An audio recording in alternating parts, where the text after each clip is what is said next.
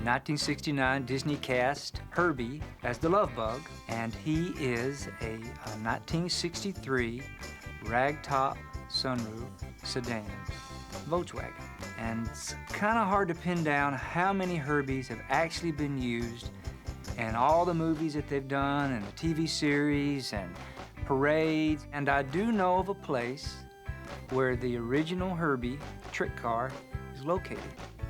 I did track that down, but I'm not going to tell you quite yet.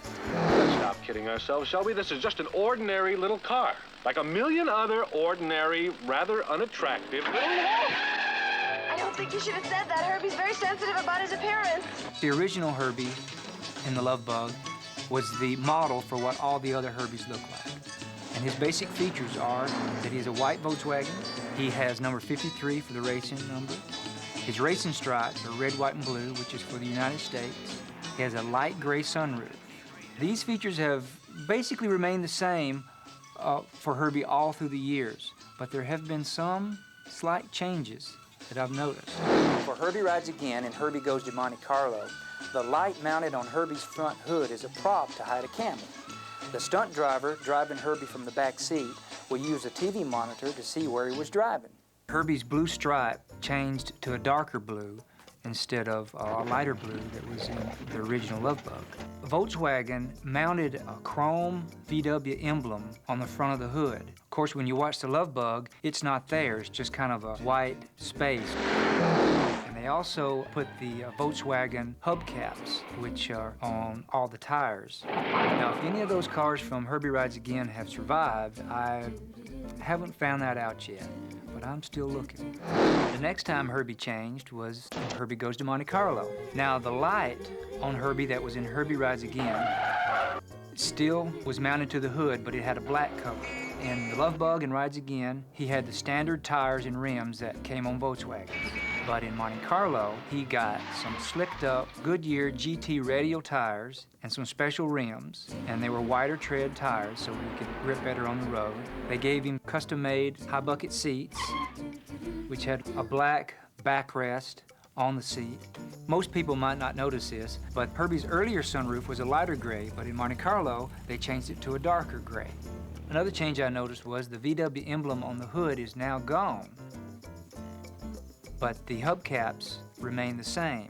And the last change, which is the most important change of all, they added a fake gas cap, which was gray, and it was mounted right next to Herbie's door and the fender. Now, you're probably wondering, why would they put a fake gas cap on Herbie? Well, that's so that the jewel thieves could hide the Étoile de Joie diamond in Herbie. Étoile de Joie, which without that, there probably wouldn't have been a movie.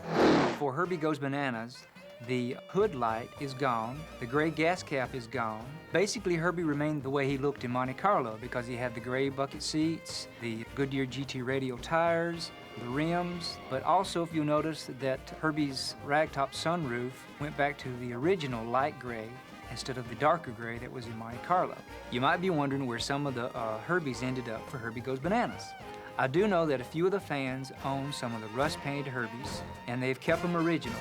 But I do know where one of the Herbies still remains, and it's at the Planet Hollywood restaurant in Walt Disney World in Florida. For the Herbie the Love Bug TV series, there's two changes that I know of. One is that the VW chrome emblem was back on Herbie's hood. The other is that the Goodyear GT radial tires were taken off and Herbie got the standard VW tires and rims. For the '97 remake movie, The Love Bug, Herbie had several changes. One was that the 53 on Herbie's front hood was in the middle of the hood instead of closer to the front. When you're looking straight ahead at Herbie, you can't really see the 53, which was important when you're in racing because you want to look in the rearview mirror and see who's behind you.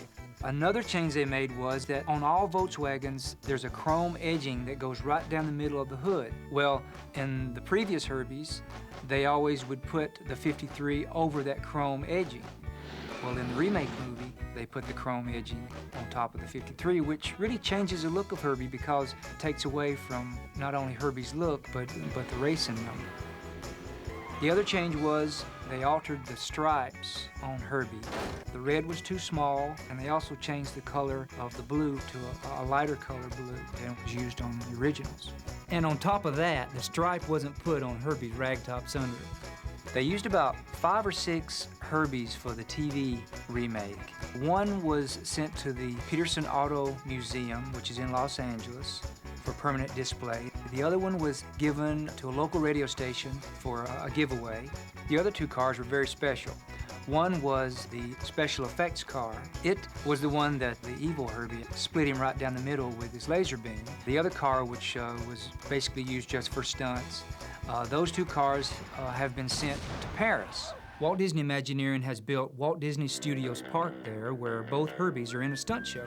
Now, next time you go to the Lovebug Hotel in Florida, take a look at the Herbie that's in the court area that they used for a photo opportunity. Well, that's the same parade vehicle that they used in the Magic Kingdom in Florida.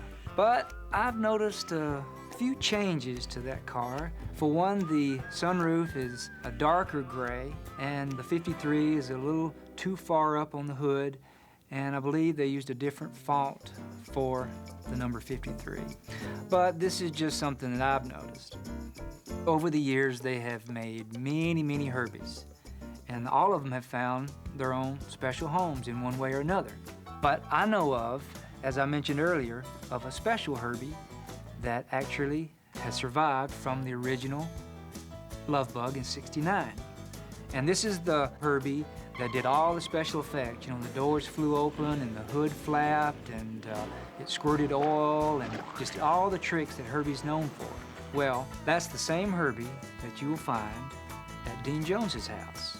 So who better to own Herbie than Dean Jones, who was cast to play Jim Douglas in the original Lovebug.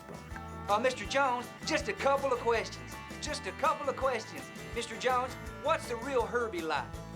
Mr. Jones? Mr. Jones? You think about all the changes over the years from Herbie that I've talked about, it doesn't really matter. Because when you look at Herbie, you just see Herbie. And you accept him just the way he is. Because that's what Herbie does. You look at Tennessee Steinmetz, the character that Buddy Hackett played. The first time that Tennessee laid eyes on Herbie, first thing he said was, "Hey, he's a cute little fella." I agree with him. Hey, he's a cute little fella. And that's good enough for me.